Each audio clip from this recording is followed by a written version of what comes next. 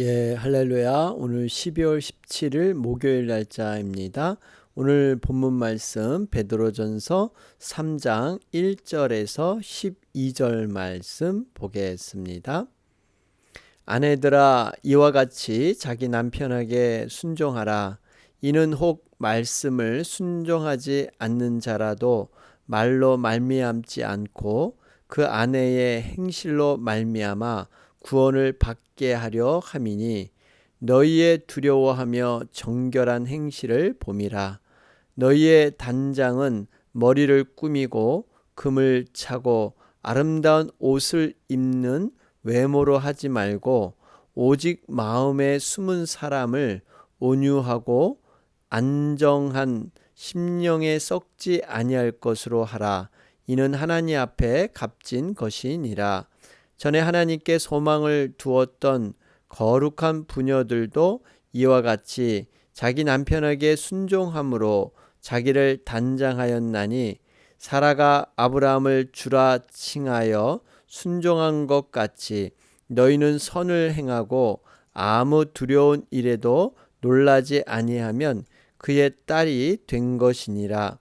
남편들아, 이와 같이 지식을 따라 너희 아내와 동거하고 그를 더 연약한 그릇이요 또 생명의 은혜를 함께 이어받을 자로 알아 귀히 여기라. 이는 너희 기도가 막히지 아니하게 하려 함이라. 마지막으로 말하노니, 너희가 다 마음을 같이하여 동정하며 형제를 사랑하며 불쌍히 여기며 겸손하며 악을 악으로 욕을 욕으로 갚지 말고 도리어 복을 빌라. 이를 위하여 너희가 부르심을 받았으니 이는 복을 이어받게 하려 하심이라. 그러므로 생명을 사랑하고 좋은 날 보기를 원하는 자는 혀를 금하여 악한 말을 그치며 그 입술로 거짓을 말하지 말고, 악에서 떠나 선을 행하고 화평을 구하며 그것을 따르라. 주의 눈은 의인을 향하시고 그의 귀는 의인의 간구에 기울이시되 주의 얼굴은 악행하는 자들을 대하시느니라 하였느니라. 아멘.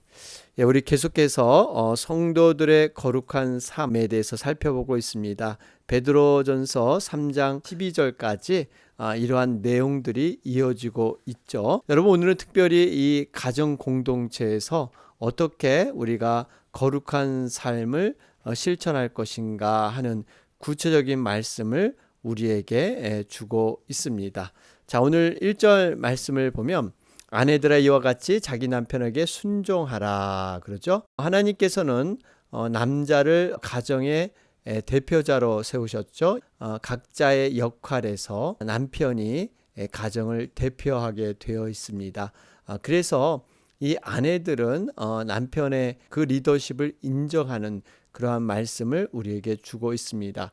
그러면서 한 가지는 이는 혹 말씀을 순종하지 않는 자라도 말로 말지 않고 그 아내의 행실로 말미암아 구원을 받게 하려 함이니, 지금 이 말씀은 분명하게 불신 남편을 둔 아내를 향한 권면인 것을 볼 수가 있습니다. 그런데 여기서 보면은 말씀을 순종하지 않는 자라도 그러죠. 말씀을 순종하지 않는 자는요, 단순히 이 말씀을 이렇게 따르려고 하지 않은 이런 수동적인 사람이 아니라 굉장히 말씀을 박해하는, 적극적으로 비방하는 이러한 사람들, 다시 말하면 복음을 방해하는 사람들, 그러한 남편을 얘기하고 있습니다. 여러분, 그런데 이런 남편일지라도 하나님께서는 여기 보니까 구원을 받게 하려 함이니, 여러분, 분명히 불신자인 남편에게도 정말 하나님의 뜻은 구원을 이루려고 하는 그러한 뜻인 줄로 믿습니다. 그러면서 여기서 이제 중요한 것은요, 이러한 자라도 분명히 구원을 얻는 것, 그것이 바로 하나님의 계획이시다 말씀을 하는데요. 그러면 이러한 것을 어떻게 이루는가? 구체적인 실천 방안이 2절에 나와 있죠. 너희의 두려워하며 정결한 행실을 봄이라. 여러분, 그러니까 불신자의 남편이 구원을 받게 될 때 그 아내의 두려워하며 정결한 행실을 봄으로 말미암아 바로 구원을 얻게 될 것이다. 여러분, 두려워하는 것은 누구를 두려워하는 것일까요? 하나님을 두려워하는, 경외하는 삶인 줄로 믿습니다. 정결한 행실, 결혼해서 정말 정조와 순결과 신의를 다 지켜나가는 것. 그러니까 하나님을 경외하는 모습과 또 남편을 존경하면서 모든 가정의 삶에서 아내로서 충실히 살아가는 것. 여러분, 이 모습이 결국 남편을 구원받게 한다 하는 것을 말씀하고 있습니다. 결국 우리가 불신자를 변화시키는 것은요, 말의 능력이 아니죠. 거룩한 삶, 삶의 행동에서 나타나야 된다 하는 것을 볼 수가 있습니다. 여러분, 유명한 어거스틴의 고백록 가운데 이러한 내용이 있죠. 이 어거스틴이 자신의 어머니에 대해서 고백을 하고 있는데요. 모니카라는 어머니죠. 사실 어거스틴도 굉장히 방탕한 생활을 많이 했습니다. 노예 상인도 하고 살인과 마약을 했던, 젊을 때 방황을 했는데 그 모니카라는 어머니의 끊임없는 눈물의 기도를 통해서 성자가 된 사람이 어거스틴입니다. 그는 이렇게 증거하고 있습니다. 나의 어머니는 아버지를 그녀의 주인으로 섬겼습니다.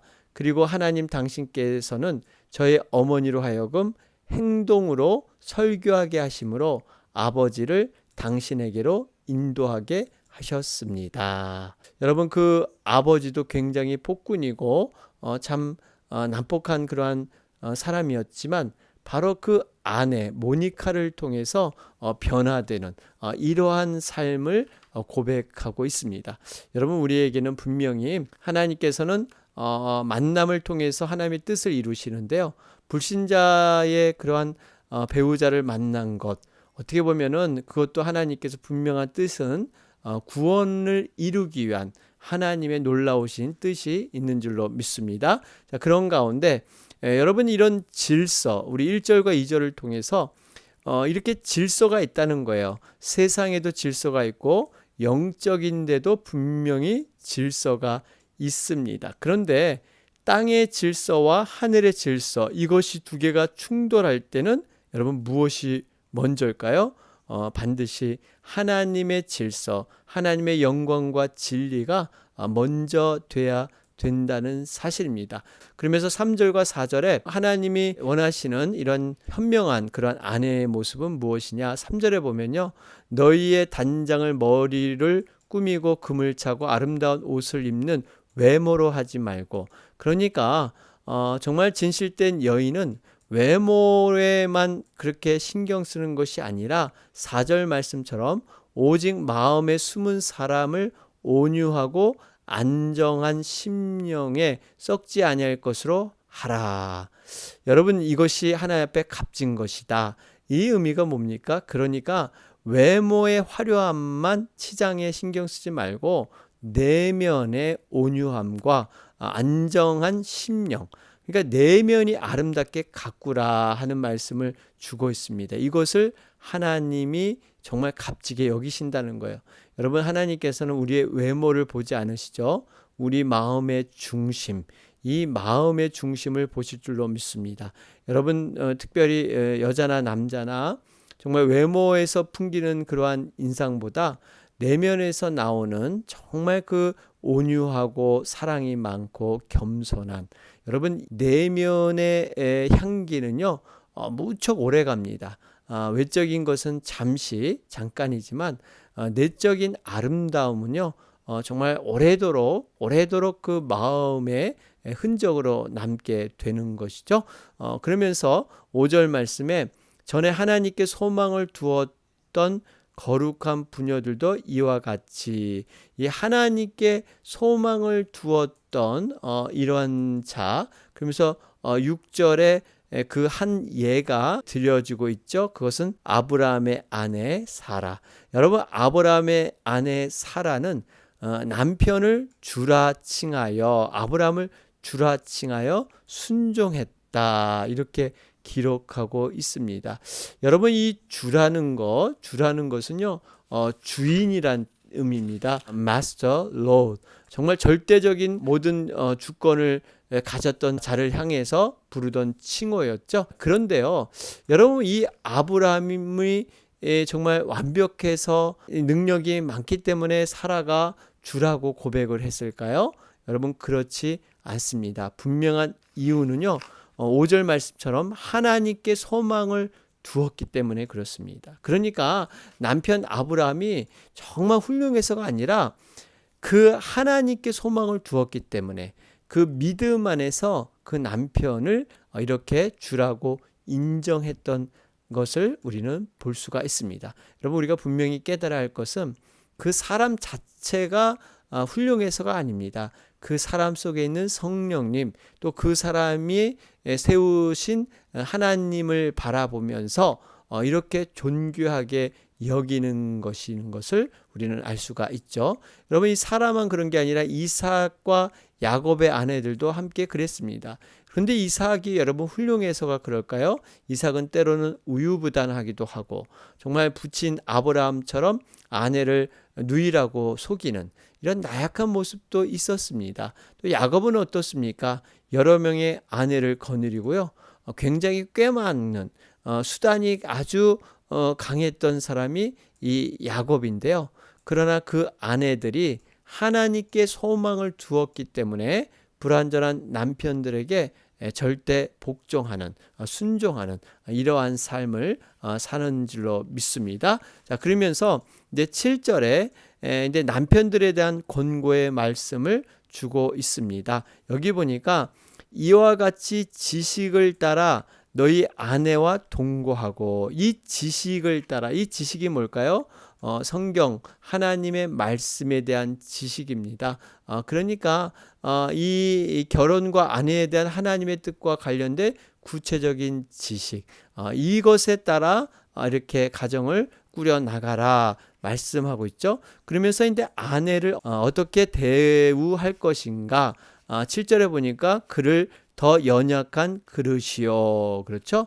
이 아내를 이렇게 연약한 그릇으로 여기라, 이렇게 말씀하고 있습니다. 여러분, 연약한 그릇은요, 이렇게 깨지기 쉽죠. 그렇기 때문에 늘 조심스럽게 다루는 부분이 있습니다. 그러니까 아내에 대해서 상처받기 쉬운 그 마음을 이렇게 늘 염두에 두면서 이것을 사랑하고 보호하는데 힘써라 하는 말씀을 주고 있죠. 또 한 가지, 생명의 은혜를 함께 이어받을 자로 알아 귀히 여기라. 그렇죠? 여러분, 생명의 은혜를 함께 누린다고 이렇게 얘기를 합니다. 그러니까 하나님 안에서 정말 남편과 함께 아내도요, 그 남편의 여러 가지 사역과 이루는 아름다운 면류관, 또 끝까지 우리가 함께 구원받아야 될 이러한 일을 함께 하기 때문에 이렇게 함께 이렇게 나눠라 하고 말씀하고 있습니다. 여러분, 이러한 두 가지를 늘 기억하면서 살아가야 되는데요. 특별히 여기 7절에 귀히 여기라, 이 귀히 여기라는 것은요, 사려 깊게 생각하라, 이런 뜻이 있습니다. 그래서 NIV 성경에는 considerate 이렇게 번역되어 있죠. 그러니까 남편들은 아내와 함께 살 때 보다 사려 깊게 많은 생각을 가지고 이렇게 사랑으로 돌봐야 된다, 이렇게 말씀하고 있습니다. 왜 그럴까요? 여기 보니까 너희 기도가 막히지 아니하게 하려 함이라. 이 의미는 가정생활이 정말 잘 이루어져야 하나님과의 관계가 막히지 않는다는 겁니다. 그렇기 때문에 우리가 정말 하나님과의 관계를 위해서라도, 그 깊은 기도로 나아가는 관계를 위해서라도 가정의 아름다운 평화, 또 서로의 역할들을 잘 감당하는 것, 이것이 중요하다 하는 것을 볼 수가 있습니다. 요즘의 결혼 가정들을 보면 왜 가정에 문제가 생기게 됩니까? 여러분, 대다수가 다른 상황도 있지만 공통적인 것이 있죠. 이것은 사랑의 언어가 서로 통일되지 않고 알지 못하니까 이러한 문제가 있죠. 여러분, 사람마다 사랑의 언어가 있습니다. 사랑의 코드가 있다고 해도 동일한 말인데요. 지식이 없는 맹목적인 사랑. 여러분, 사실 부부간에 사랑한다고 하지만 자신의 언어로 사랑을 고백하고 사랑을 표현하는 거죠. 여러분, 이 마음속에 어떠한 감정이 있다고 해서 언어를 마음대로 사용하고 정말 이 마음만 있으면 되지 하는 식의 맹목적인 사랑 때문에 서로 이 사랑의 코드가 어긋나게 되는 것이죠. 게리 체프먼이라는 사람이 사랑의 5가지 언어를 책을 썼는데 이 책이 뉴욕 타임즈에서 최장기 베스트셀러로 기록되어 있습니다.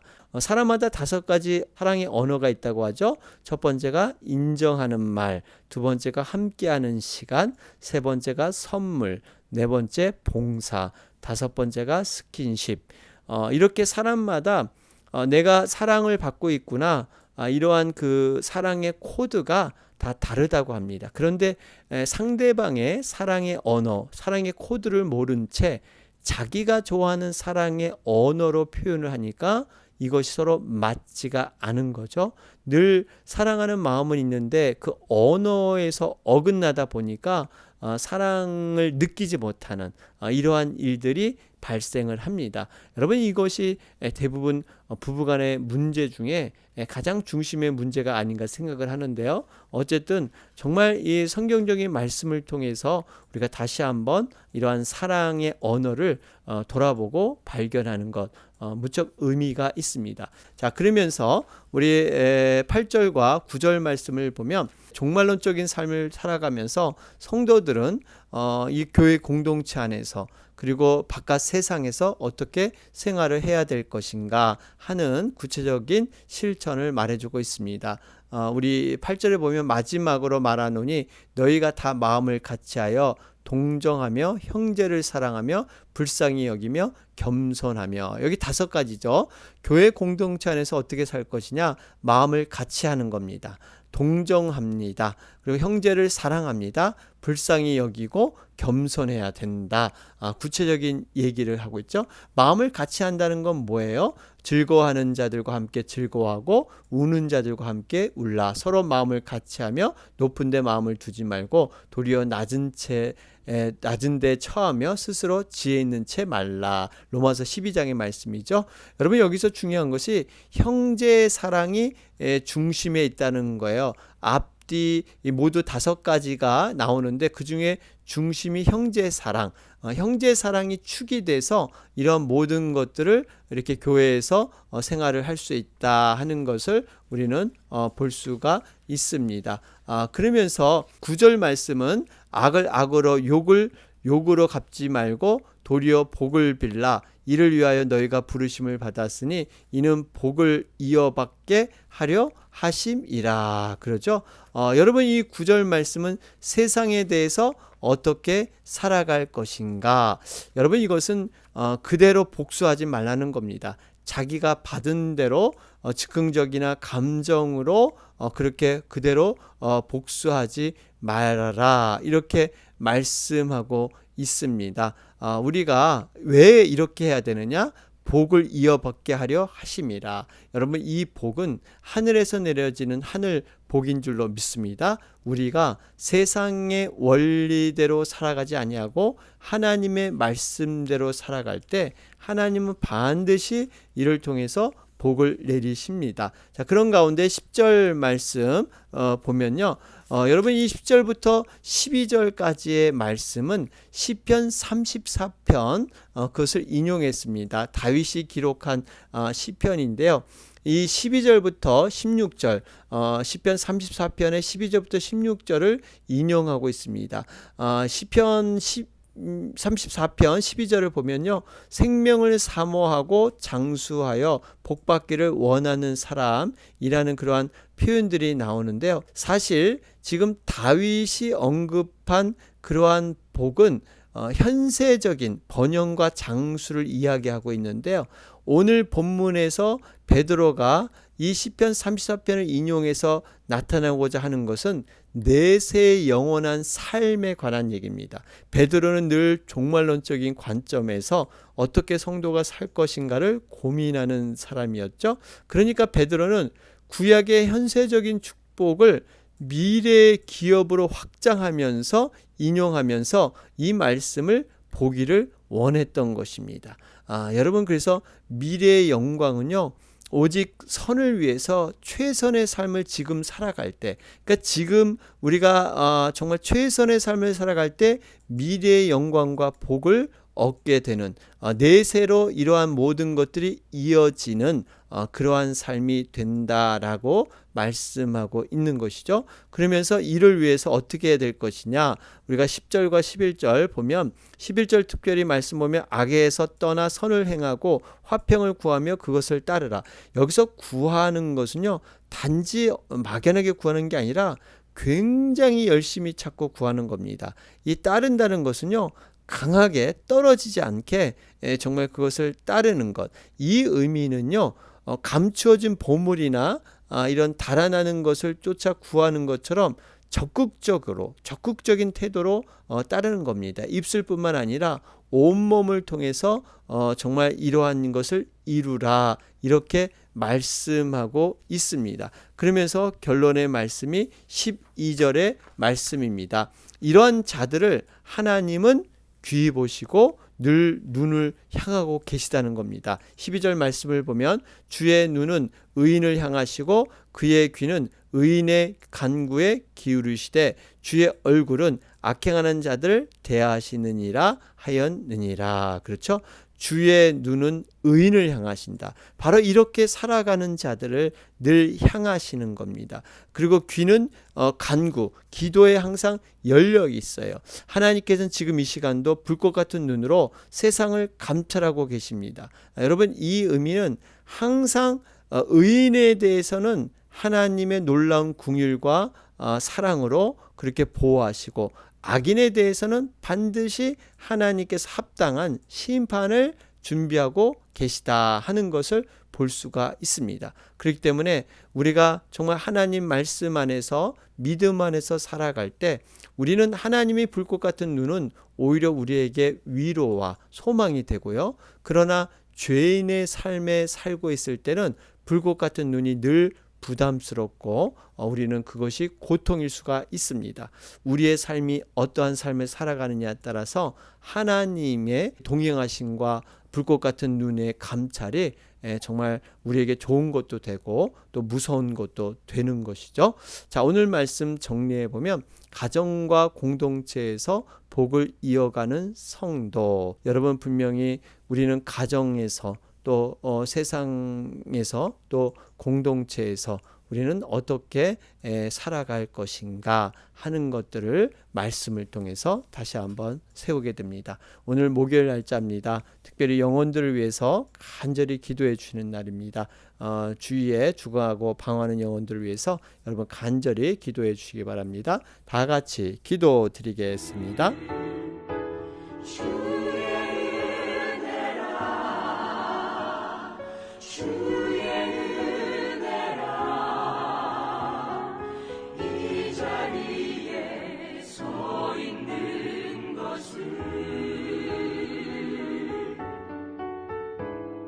주